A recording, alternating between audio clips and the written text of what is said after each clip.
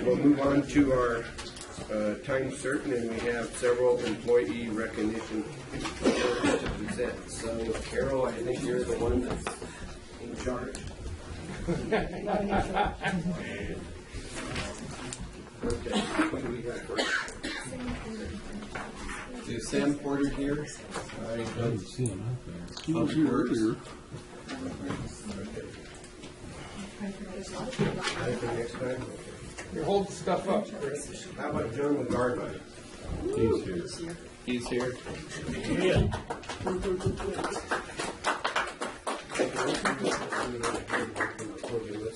Let's put you in the middle. Oh, since you're the star. Bulletproof. It's working. Good choice. You have an extra one? That's good. Okay, this is a certificate of recognition presented to John McGarva in appreciation for your 15 years of employment with the County of Lassen. We, the Lassen County Board of Supervisors, would like to take this opportunity to present you with this certificate of recognition and thank you for your time, efforts, and commitment. Congratulations. Thank you.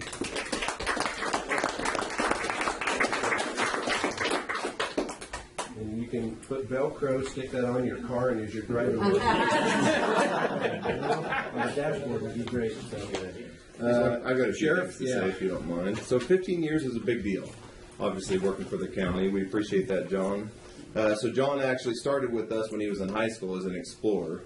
I've told that story many times. I won't do it again. But, I want to hear it. So he became 30 now?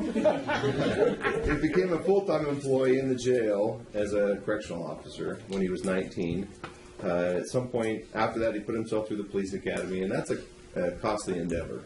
You know, you basically say bye to a paycheck for 6 months, go off to school. But he did it because this was important to him and he wanted to be a deputy sheriff.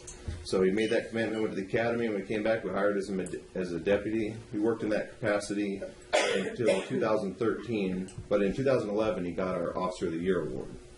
2013, I'm honored to have been able to promote him to the rank of sergeant. As sergeant, he worked patrol and investigations most recently. Did that 2 or 3 years, right, John? And that job is, you know, it's basically whenever we need someone for a serious criminal investigation. He does really good on the crimes against persons, especially the serious ones, you know, child abuse, child neglect, and so on. Does a great job with those cases for us, and he's always there. He always answers his phone when we need his help. Most recently, a couple weeks ago, he was transferred back to the jail as a sergeant. We have 2 sergeants in the jail that work really as mid-managers in the jail. We have correctional officers, first-line supervisors, and then 2 sergeants who split the week and really provide oversight on a daily basis. And that jail is a challenging environment, and John can tell you some stories already, I'm sure. But John, we appreciate your service for the department and the county, and congratulations on your 15 years. 2026, the dean's job will be up for grabs. Congratulations, bud. Thank you. Okay. Well, this one's heavy. This is a heavy one. So is Yvonne Smith, come on down. This is your life. Now, this is a certificate presented to Yvonne Smith in appreciation for your 25 years of employment with the County of Lassen. We, the Lassen County Board of Supervisors, would like to take this opportunity to present you with a certificate of recognition and thank you for your time, efforts, and commitment. So, congratulations.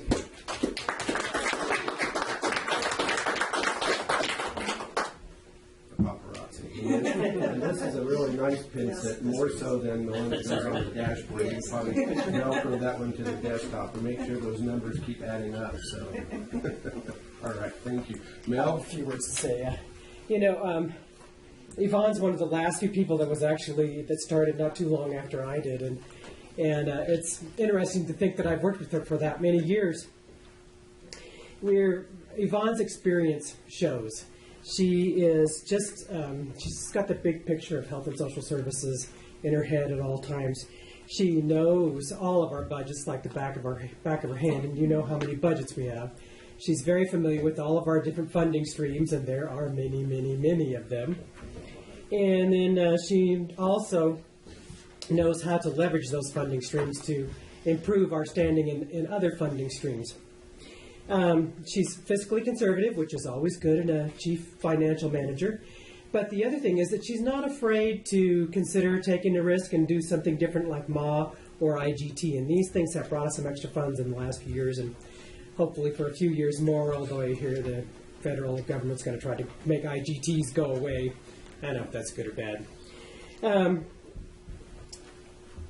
She also is very aware of the Health and Social Services budgetary position within the county, and how much of our funds interact with or have relationships to other county funds, and how to maximize for both sides of that equation, which benefits the county as well as HSS.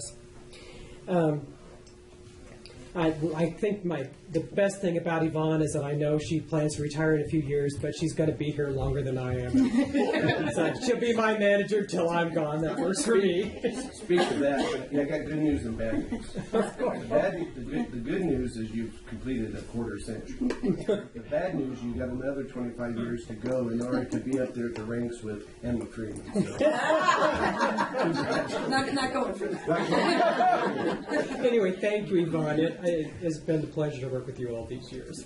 Mr. Chairman, I'd like to just say one thing too. Yvonne is, like Mel suggested, one of the top number crunchers in the county, and she's always very accurate, very good. But another thing that I really appreciate about Yvonne is many of you have been to the county holiday parties and employee recognition events, and Yvonne's always there in the middle of that, putting those things together, and I really appreciate her doing that.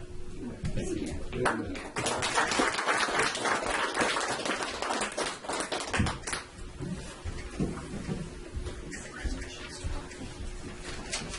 It's always nice to recognize staff for the good work that they do. We have about 400 employees, and one of the benefits the board gets when we have these presentations is we actually get an appreciation for what happens in these offices and now on the front lines of service and stuff. So it's a program I know back in 2003 that Andy Whiteman worked when he took over as the county administrator to kind of get started. So it's been really good to see that program continue and flourish. So thank you, Mr. Egan, for your support of the Employee Recognition Committee. With that, let's move on to item H1. I think that's me. No. Yes, you're up.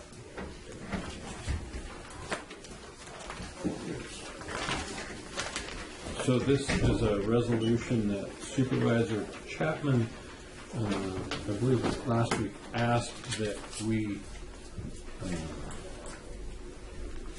put together. The staff report describes the resolution, and it's in your packet for any level of detail. I think, this is something that came in through the board of directors from CSAC. And I think we've had discussions actually the last couple of weeks through the Transportation Commission as well.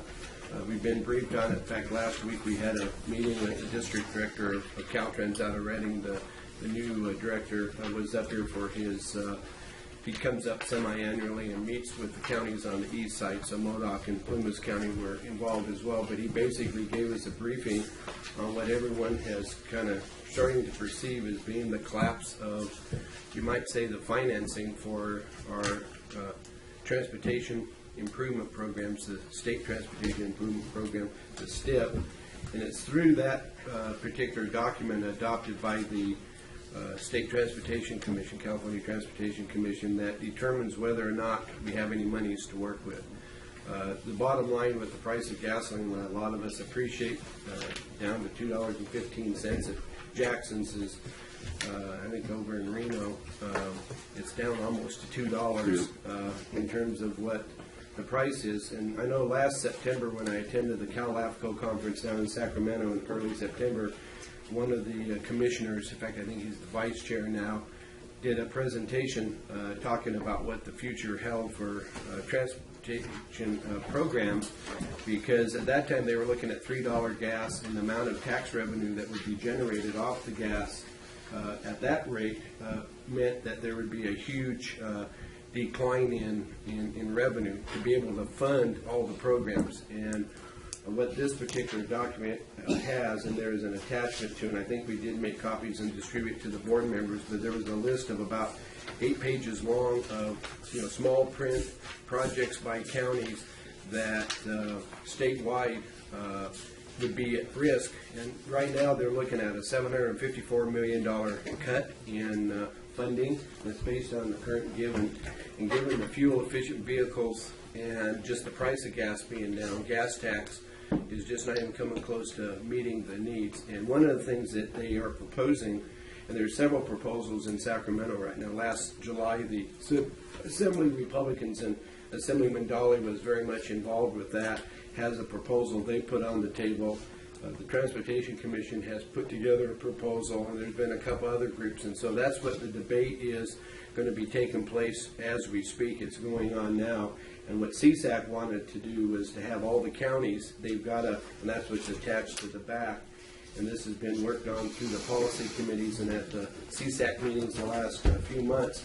But it's the priority, kind of like a platform as to the things that we need to be trying to strive to make sure that there's adequate funding coming down to the local counties and cities for their roads. So this resolution is basically to go on record as a board to support that initiative, at least to define, and they're hoping to get all 58 counties to adopt this basic resolution. And so that's what's before us. I know one thing that they are talking about seriously, and this is coming from those on the CTC, so it's even more so than what the governor's office has been talking about, or the Assembly Republicans and the other plans, is to basically envision with all the technology that's in cars today. I know with my own vehicles it's kind of startling. I have a 2003 GM product that has an OnStar, and I get email every month from my car telling me what the status of the car is, all the diagnostics it does on it, and it just amazes me that my car could email me. And that car is like 12 years old. The newer cars obviously have even more technology, and that you were hearing about the driverless cars, and that's one of the things this commissioner talked about last fall. He said by 2025, which is only 9 years from now, okay, 2025, that 75% of the vehicles on the road in California will possess all this smart technology, where we'll have less crashes because the cars can sense whatever is around them, so we'll brake and do the things that are necessary to avoid collisions. I raised my hand and asked the guy how it worked in snow country, but he wasn't able to really give me a satisfactory answer, other than basically they're still working on it, because when you hit black ice, it doesn't matter whether you got technology or not, that car is going to do what it's going to do.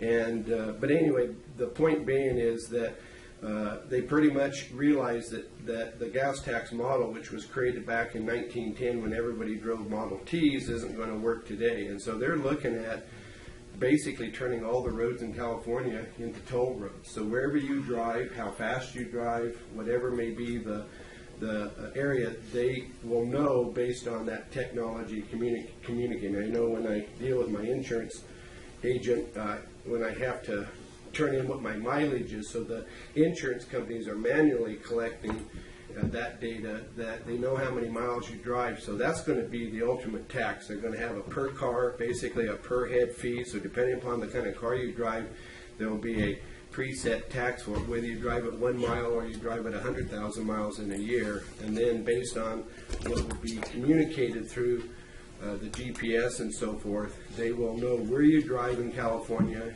and to what extent the miles, and depending upon what roads you're on, will be valued at certain levels. So if you're in the urban areas, you'll be probably paying more per mile because of the cost of dealing with the congestion and congestion relief. And if you're in the rural back roads, you'll still be paying, but maybe a lesser rate.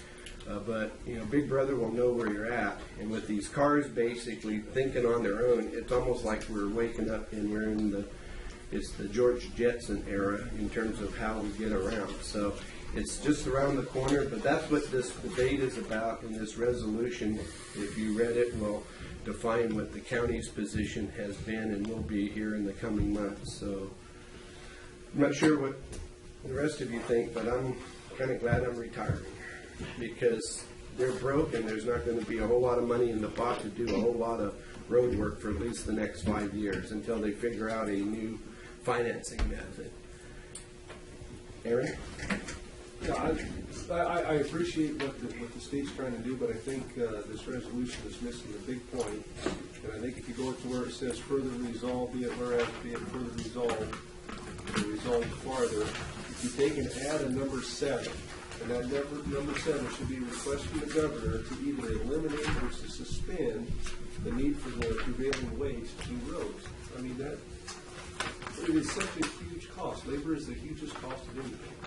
And if you eliminate the prevailing wage, element of it, it's going to lower the cost of repairing the road, building roads, etc. And you can probably get a third to a half more miles just by that little token right there. I mean, that's my 2 cents. I mean, that's going to make the impact right there. Or make it more competitive. If that's the desire of the board, we can have that. I'm writing it down. I think that's a great. I mean, this is what they're recommending we adopt, but it doesn't eliminate our ability to modify it. So I think to add a number 7 on there and to make something, not only just request the governor, but request the governor and legislature to take that action. I think that's. I mean, because the other one was, the post office dumped it and forward down on the CSAC. I believe part of that's in the Assembly Republican package that they want to see some modifications made, at least as it relates to that. So I'm not adverse. How's the rest of the board feel about that? Come on. Okay. Excellent. And I just one discussion point. We could just add that into section 6, which is along the same lines of accountability for the taxpayer's investment, or we could do a number 7. I would be in favor of doing a number 7 because it's a standalone and it speaks for itself rather than tacking it to one of the others where it might get lost in the shuffle. Okay. We'll do that. Would you like us to bring it back, or we make that change? We could take the action, and because I think they're kind of anxious to get all these turned in as soon as possible because things are happening every day right now in Sacramento. Okay, we'll make that change. Yeah, and I know the board of directors will be having a meeting this Thursday, and at this point I'll probably weigh in on it because of the weather situation by phone rather than in person. But if I get a chance to, I will make a point of seeing if we can get that out there on the table for discussion. I'm sure that will not be something that will make some of the urban, more liberal counties happy, but that's okay. They haven't made the conservative rural counties very happy, so now we're even. Not really. Okay. Huh? Not really. Not really. Okay, so do we have any other questions or comments from the board? Do we have an action the board would like to take? So moved.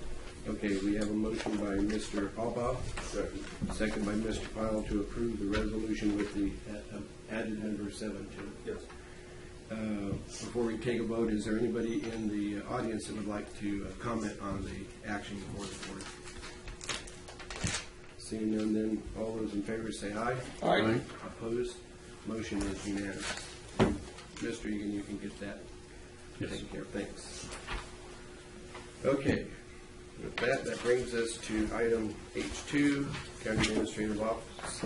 Mr. Chairman, Information for the board. I have a couple of quick items.